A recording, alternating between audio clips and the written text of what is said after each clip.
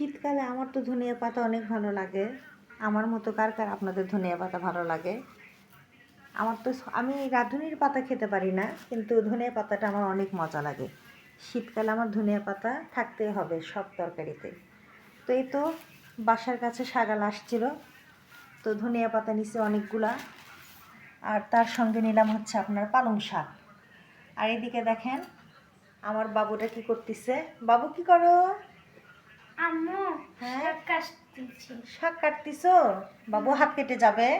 কাটবে না, তোমার কাছে থেকেই তো শিখেছি। তাই দেখি কাটো, কিভাবে কাটো। ওয়াও, মাশাআল্লাহ, দেখছেন আমার বাবুটা সত্যি শাক কাটতে পারছে। এই যে বোটাটা ফলাই দিছে, দিয়ে কেটে কেটে পলিতে রাখতেছে। অনেকগুলো একসাথে কাটবে। অনেকগুলো কাটবা? এই যে আমার বাবুটা দেখেন শাক কাটা শিখে গেছে। এখানে কি করতেছো, ট্যাব দেখতেছো? ট্যাব দেখতে দেখতে করতেছি।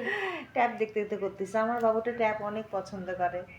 ওর খাইতে গেলে ট্যাব, কাজ করতে গেলে ট্যাব। আমার বাবু দেখেন আমাকে হেল্প করতেছে, এই যে শাক কেটে কেটে রাখতেছে। আমার বাবুর জন্য সবাই দোয়া করবেন। আমার বাবুটা কালকে থেকে ফাইনাল এক্সাম।